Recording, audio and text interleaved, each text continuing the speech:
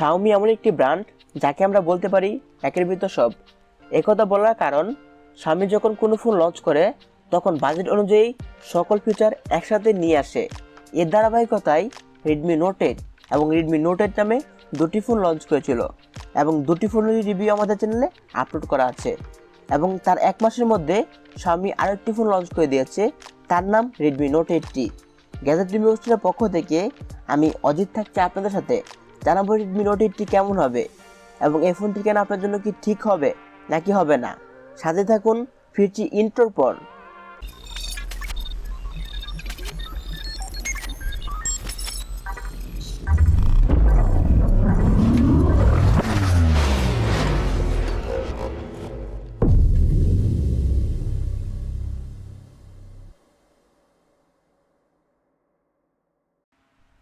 গাজী ইলেকট্রনিক্সকে অসংখ্য ধন্যবাদ জানাই সবার আগে এই রিভিউটি আমাদেরকে প্রোভাইড করার জন্য।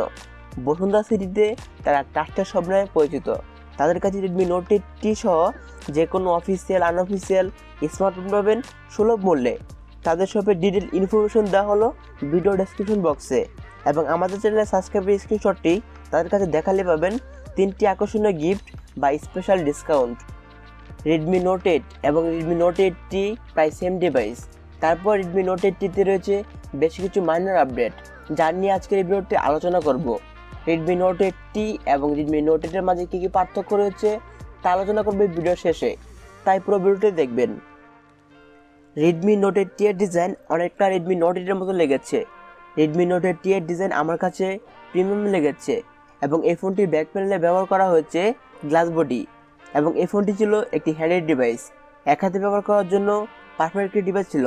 190 গ্রামের ফোনটি হাতে নিয়ে প্রিমিয়াম ফিল পাচ্ছিলাম এবং এই ফোনটি পাবেন 3টি কালারে, ক্রিস্টাল গ্রিন, ক্রিস্টাল ব্লু এবং ব্ল্যাক কালারে। আমাদের এই ফোনটি ছিল ক্রিস্টাল ব্লু কালারের। 6.3 ইঞ্চি IPS L3 প্যানেলের ডিসপ্লে ব্যবহার করা হয়েছে Redmi Note 8T-তে। এর স্ক্রিন টু বডি রেশিও হলো 81:7%। এর রেজলিউশন হলো 1080x340 পিক্সেল। থাকছে 409 ppi ডেন্সিটি। xiaomi এখন কম বাজেটের ফোনে সুপার AMOLED ডিসপ্লে ব্যবহার করা শুরু করেছে। আশা করেছিলাম Redmi Note 8 এর আপডেট ভার্সন যেহেতু Redmi Note 8T, এখানে কিছু চেঞ্জ পাবো, কিন্তু না, পুরাই হতাশ। তবে এলসিডি প্যানেল ডিসপ্লে মোটামুটি ভালো বলা যায়। Redmi Note 8T এর ডিসপ্লেটি ছিল মোটামুটি কালারফুল। ইনডোর এবং আউটডোরে এর ব্রাইটনেস আমার কাছে মোটামুটি লেগেছে। ডিসপ্লে কালার শিফটিং ছিল না। ফোনটির উপরে ছোট করে হাউজিং করা হয়েছে ছোট ওয়াটার ড্রপ নচ ডিসপ্লে। যতই দিন যাচ্ছে xiaomi আপডেট কিছু নিয়ে আসার ট্রাই করছে। বর্তমানে নোট সিরিজগুলোতে দুটি 4G চিপের পাশাপাশি 256GB মেমোরি কার্ড ব্যবহার করার সুবিধা থাকছে এবং এই সুবিধা বা ফিচার দেওয়া হচ্ছে Redmi Note 8T-তে। ফোনটির লেফট সাইডে থাকছে পাওয়ার বাটন এবং পাওয়ার বাটনের উপরে থাকছে ভলিউম আপ ডাউন বাটন। পাওয়ার বাটনের পজিশনগুলো ঠিক থাকায় ফিঙ্গার মুভিংয়ে কোনো প্রবলেম হচ্ছিল না। Redmi Note 8T এর নিচে মিডলে অবস্থান করছে micro USB charging port Type-C এবং এর ডানে অবস্থান করছে earphone Jack and noise cancellation এবং এর ডানে থাকছে স্পিকার। এছাড়া এগুলো ব্যতীত ফোনের উপরে থাকছে আই ব্লাস্টার। Redmi Note 8 এর মতো Redmi Note 8T তে থাকছে quad camera setup. 1.8 অ্যাপারচারের Note 8T এর মেন ক্যামেরাটি হচ্ছে 48 মেগাপিক্সেলের এবং 2 নম্বর ক্যামেরাটি হচ্ছে 8 মেগাপিক্সেলের আলট্রা ওয়াইড অ্যাঙ্গেল ক্যামেরা। এর অ্যাপারচার f2.2, সাথে থাকছে 2 মেগাপিক্সেলের ম্যাক্রো ক্যামেরা এবং চতুর্থ ক্যামেরাটি হচ্ছে 2 মেগাপিক্সেলের ডেপথ সেন্সর। এর অ্যাপারচার f2.2। Note T এর ক্যামেরা ফিচার অপশন থাকছে photo, 48 megapixel option, portrait mode, panorama mode, video এবং slow motion. Redmi Note 8T দিয়ে আমরা প্রচুর ছবি তুলেছি, কিন্তু ছবিগুলো Note 8 এর সাথে কম্পেয়ার করেছি। কম্পেয়ার করার পর তুলনামূলকভাবে Note 8 এ কিছুটা ভালো ছবি পাচ্ছিলাম, তবে খুব বেশি নয়, 19-20 বলা যায়। এবং ছবিগুলোর ডিটেলস মোটামুটি ভালো ছিল। ন্যাচারাল ছবি পাচ্ছিলাম, ছবিগুলোর শার্পনেস ভালো ছিল। পোর্ট্রেট মোডে পারফেক্ট ফুটেজ পাচ্ছিলাম। ডাইনামিক রেঞ্জ ভালো ছিল। ম্যাক্রো লেন্সে ভালো ছবি পাচ্ছিলাম। ম্যাক্রো লেন্সের ফোকাসে কোনো প্রবলেম ছিল না। এছাড়া ওয়াইড অ্যাঙ্গেল ক্যামেরায় দারুণ ছবি পাচ্ছিলাম। ডিটেলস মোটামুটি ভালো ছিল। আউটডোরে ভালো ছবি পাচ্ছিলাম।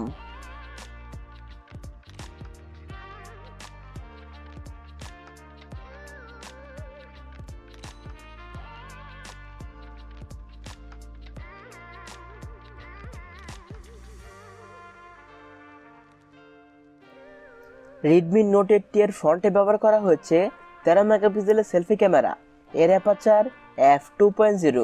ফোনটি সেলফি ক্যামেরা মোটামুটি ভালো ছবি পাচ্ছিলাম, ছবিগুলো ছিল কালারফুল, তবে অন্যান্য ক্যামেরার মতো বিউটি ইফেক্ট কম দিচ্ছিল, ছবিগুলো ছিল ন্যাচারাল। কিছু কিছু ছবির ডিটেলস কম লেগেছে, ফেড রিয়াকশনে কোনো প্রবলেম ছিল না, পোর্ট্রেট মোডে ভালো ছবি পাচ্ছিলাম। ওভারঅল ক্যামেরা আমার কাছে ভালো লেগেছে।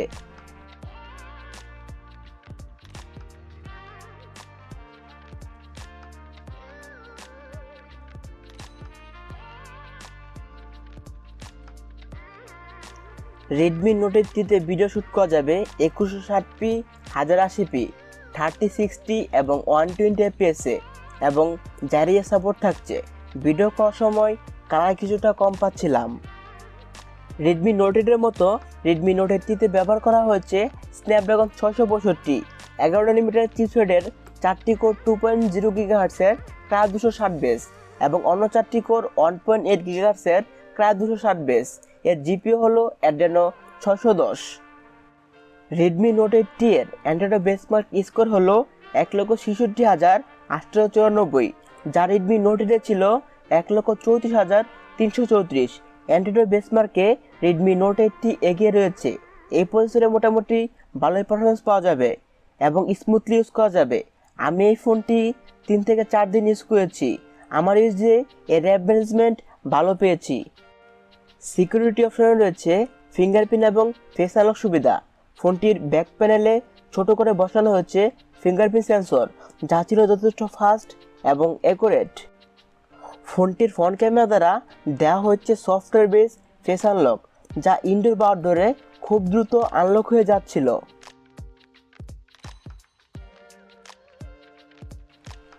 রেডমি নোট 8 রানিং করছে অ্যান্ড্রয়েড পাই, MIUI 10 এবং কিছুদিনের মধ্যে MIUI 11 চলে আসবে।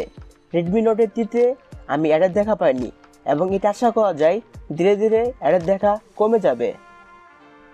আমরা টেস্টিংয়ের জন্য এই ফোনের রিসেন্ট প্যানেলে প্রায় 20টির মতো অ্যাপস রানিং রেখেছি, কিন্তু তারপরেও স্মুথলি পারফরমেন্স পাচ্ছিলাম। ফেসবুক, মেসেঞ্জার, ইনস্টাগ্রাম এবং ইউটিউব আরামসে ইউজ করা যাবে। এর ইউআই ছিল যথেষ্ট ফাস্ট। এবার শেয়ার করব রেডমি নোট 8 এর গেমিং এক্সপিরিয়েন্স। শুধুমাত্র ব্যালেন্স গ্রাফিক্সে পাবজি প্লে করা যাবে এবং ব্যালেন্স গ্রাফিক্সে পাবজি প্লে করে লেখাংশ কোনো প্রকার ফ্রেম ড্রপ পাইনি। আমি প্রায় 3 দিন যাবৎ পাবজি খেলেছি, বাজেট অনুযায়ী ভালো পারফরমেন্স পেয়েছি এবং এই ফোনটি তেমন হিটিং ইস্যু ছিল না। এছাড়া মিডিয়াম গেমিংয়ে ভালো পারফরমেন্স পাওয়া যাবে, বাজেট অনুযায়ী এর গেমিং পারফরমেন্স ভালো ছিল। এই ফোনটির মিডিয়া ওয়াচ এক্সপিরিয়েন্স ছিল দারুণ। ইউটিউবে ভিডিও প্লে হচ্ছিল নচ পর্যন্ত এবং মিডিয়া ওয়াচ এক্সপিরিয়েন্স শার্প ছিল। রেডমি নোট 8 এর চারপাশে চিহ্ন এবং বেজেলের পরিমাণ ছিল অনেকটাই কম। রেডমি নোট 8 ইনস্টল করা হচ্ছে 4000 mAh ব্যাটারি এবং এই ফোনটির বক্সে দেওয়া হচ্ছে 18 ওয়াটের ফাস্ট চার্জার। ফোনটি 2 ঘন্টার মধ্যে ফুল চার্জ হয়ে যাবে। 7 থেকে 8 ঘন্টা হেভি ইউজে ব্যাটারি ব্যাকআপ পাওয়া যাবে এবং নর্মাল ইউজে একদিনের মতো ব্যাটারি ব্যাকআপ পাওয়া যাবে। এখন জানাবো রেডমি নোট 8 এবং রেডমি নোট 8 এর মাঝে কী কী পার্থক্য রয়েছে। নাম্বার 1 যে আপগ্রেড তা হলো রেডমি নোট 8 এর ব্যাকপার্ট ছিল অ্যাশ প্যাটার্নের এবং অন্যদিকে রেডমি নোট 8 ব্যাকপার্ট সিম্পল গ্যারেন্ট ফিনিশিং ব্যাকপার্ট। রেডমি নোট 8 দ্বিতীয় পরিবর্তন হলো রেডমি নোট 8 পাওয়া যাবে 3টি ভেরিয়েন্টে, 332, 464 এবং 4128GB ভেরিয়েন্টে। অন্যদিকে রেডমি নোট 8 পাওয়া যাবে 5টি ভেরিয়েন্টে। 3 নম্বর আপডেটটি হচ্ছে রেডমি নোট 8 NFC সাপোর্টেড এবং রেডমি নোট 8 NFC সাপোর্টেড ছিল না। এবং 4 নম্বর আপডেটটি হলো রেডমি নোট 8 বক্সে দেওয়া হচ্ছে 18 ওয়াটের ফাস্ট চার্জার। অন্যদিকে রেডমি নোট 8 এর গ্লোবাল ভার্সনের বক্সে দেওয়া হচ্ছে 10 ওয়াটের ফাস্ট চার্জার। আমার মতামত হলো যারা রেডমি নোট 8 কিনবেন তারা রেডমি নোট 8 কিনতে পারেন, কারণ দাম যেহেতু একই তাহলে বেশি কিছু পেলে কিনবেন না কেন। তো প্রতিবারের মতো চলে যাচ্ছি, আজ আর নয়, কথা হবে খেলা হবে নেক্সট কোনো রিভিউতে। সবাই ভালো থাকবেন, আমাদের চ্যানেলটি সাবস্ক্রাইব করে পাশে থাকবেন। Thanks for watching.